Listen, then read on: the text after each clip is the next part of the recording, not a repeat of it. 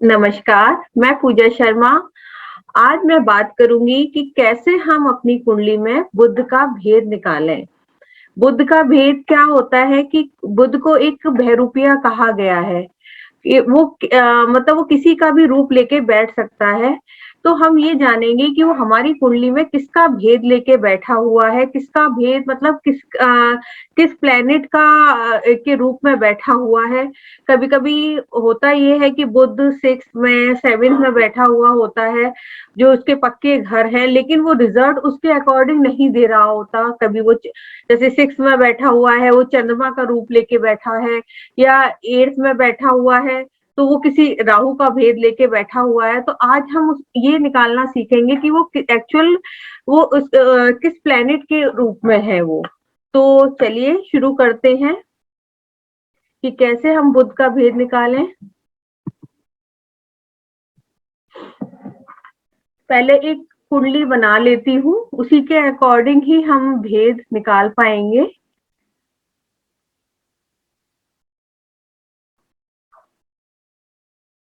जो कोई भी कुंडली हो, वैसे तो ये बोला जाता है कि अगर बुध 8th या 9th में हो उसका ही भेद निकालना चाहिए। लेकिन बुध का कुछ पता नहीं है, वो उसे कहा जाता है बिन पैदी का लोटा। तो वो किसी का भी रूप लेके बैठ सकता है, कुछ भी कर सकता है। तो हमें बुध का जरूर ही भेद निकाल के और पता लगाना चाहिए कि क्या प्रॉब्लम है, कि मतलब इस प्रॉब्लम आ रही है पर्सन की लाइफ में। यहाँ पर हम जुपिटर, मून एंड मार्स बिठा देते हैं 4th हाउस में। यहाँ सन, Ketu and mercury.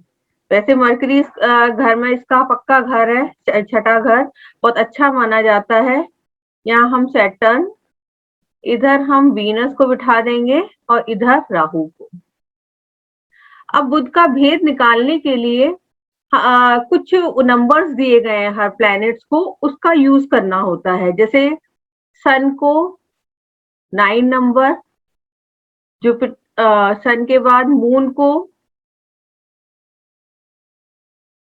8 number, Venus sequence यही चलेगा 7, जुपिटर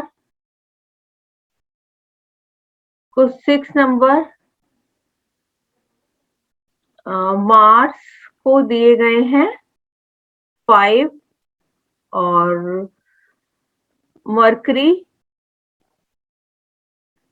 उसे 4, एंड सैटर्न उसको 3 नंबर, राहु उसको 2, एंड केतु इसको 1 नंबर दिया गया है। अब ये जो नंबर्स मैंने बताए हैं उसी के अकॉर्डिंग इसमें थोड़ी कैलकुलेशन होती है। हम कैलकुलेशन करेंगे और जानेंगे कि बुध किसका भेद लेके बैठा है, जो लाइफ में परेशानियां दे रहा है। तो चलिए सन से ही शुरू करते हैं। जैसे सन है, सन इसमें इस तरह से करते हैं, सन बैठा है 6th हाउस में, तो सन को नंबर दिया गया है 9 और 6th हाउस काउंट करेंगे तो 6 इधर लिख दिया, it means 54। Moon 4th house में बैठा हुआ है, मून मून को 8 नंबर दिया गया है। उसमें मल्टीप्लाई उसी जिस हाउस में बैठे होगा ग्रह उतने का मल्टीप्लाई करेंगे, ये हो गया 32। ऐसी वीनस, वीनस को 7 दिया गया है और ये 8th हाउस में बैठा है। ये देखिए 8th हाउस में वीनस बैठा हुआ है, तो यहाँ पे 8 नंबर लिख देंगे, तो ये हो गया 56। अब जुपिटर, जुपिटर को 6 नंबर दिया गया है और ये 4th हाउस में बैठा है, तो ये 24 हो गया। अब लेंगे हम मार्स, मार्स को 5 नंबर दिए हैं और ये भी 4th हाउस में बैठा है, तो ये 20 हो गया। अब लेंगे हम मरकरी, मरकरी जो है 6 हाउस में बैठा है और नंबर 4 लेके बैठा है, तो यहाँ पे 6 इंटू कर देंगे तो ये हो गया 24। अब सैटर्न सीक्वेंस यही चलेगा 3 और ये 7th हाउस में बैठा है तो ये हो गया 21। अब राहु राहु को 2 नंबर और ये बैठा है 12th हाउस में, ये हो गया 24। और केतु केतु को 1 और ये बैठा है 6th हाउस में, तो ये हो गए 6 नंबर। अब इन सबको ऐड कर लेंगे, इन सबका हम टोटल कर लेंगे, ये जो नंबर्स हैं ये जो आए हैं ना, इसको हम टोटल कर लेंगे इसका। तो इसका जो टोटल आएगा, इसका टोटल आएगा 10, 29, 2, ये आया है 259। ठीक है, और ये 9 प्लैनेट्स हैं तो 9 से डिवाइड कर देंगे। अब 259 को हम 9 से डिवाइड करेंगे तो ये आया 28, और जो इसमें रिमाइंडर बचेगा उसी को ही हमें यूज करना है। रिमाइंडर जो है 7 बचा, तो 7 किसको दिया गया है? 7 नंबर दिया है, ये देखिए वीनस को, यानी जो मरकरी है वो वीनस का भेद लेके बैठा हुआ है।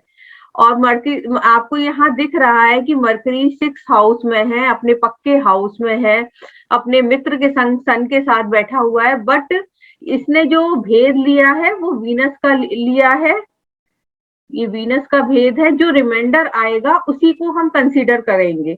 तो ये वीनस का, यहाँ हम सन मरकरी केतु नहीं मानेंगे, यहाँ हम सन वीनस एंड केतु मानेंगे।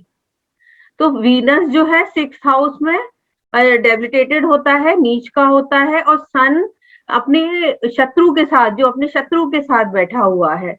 तो इस पर्सन को 6 हाउस से रिलेटेड कोई ना कोई प्रॉब्लम लगी रहती है, हाई डायबिटीज है इस पर्सन को, और कुछ ना कुछ प्रॉब्लम लगी रहती है।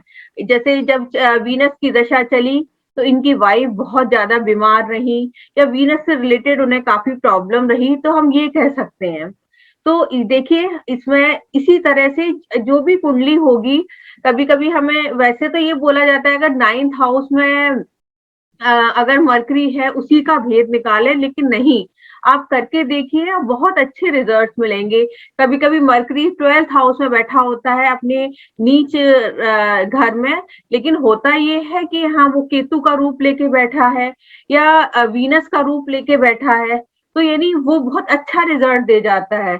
तो हम किसी भी मतलब किसी उसको देख के नहीं कह सकते, या यहाँ सन फर्स्ट हाउस में सपोज, फर्स्ट हाउस में सपोज सन एंड मरकरी है, तो फर्स्ट हाउस में सन मरकरी बहुत अच्छा रिजल्ट देते हैं, यानी मंगल नेक हो जाता है, मार्स नेक हो जाएगा, गुड मार्स हो जाएगा, तो बहुत अच्छा रिजल्ट आना चाहिए। बट ये जो है जो मरकरी अगर राहु का भेद लेके बैठा होगा तो सन राहु का योग हो जाएगा, यानी सूर्य ग्रहण हो जाएगा, तो उसे हर चीज में प्रॉब्लम, उसकी इम्यूनिटी वीक, सरकारी कामों में प्रॉब्लम। मतलब फर्स्ट हाउस में तो वरना सन मरकरी का योग बहुत अच्छा बोला जाता है, लेकिन हो सकता है कि अगर ये मरकरी जो है राहु का या सैटर्न का भेद लेके बैठा होगा तो प्रॉब्लम आ जाएगी। तो इसीलिए हमें भेद जरूर निकालना चाहिए और इसी तरह से हमें कैलकुलेशन करना चाहिए।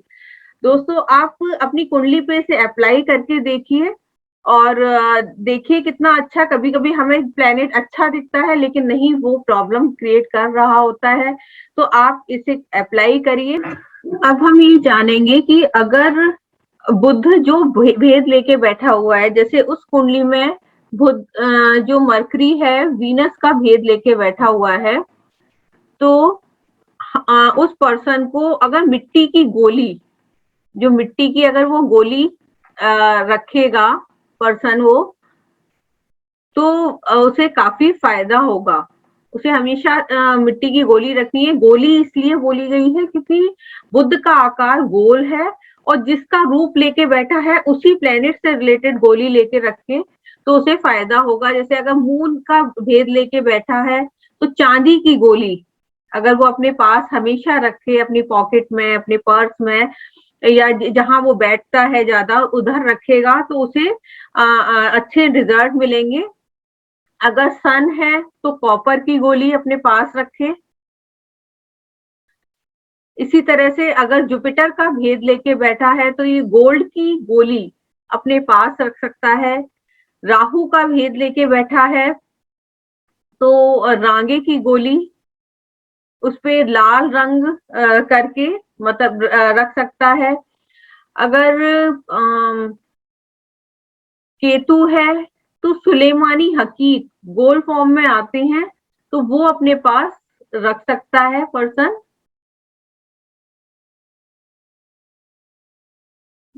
ऐसे ही मून, ये सारे प्लैनेट्स हो चुके हैं।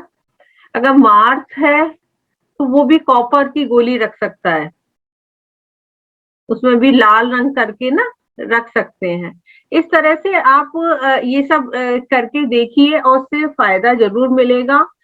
और आपको कहीं भी परेशानी है तो आप कमेंट सेक्शन में लिख के मुझसे पूछ सकते हैं, मुझे फोन कर सकते हैं।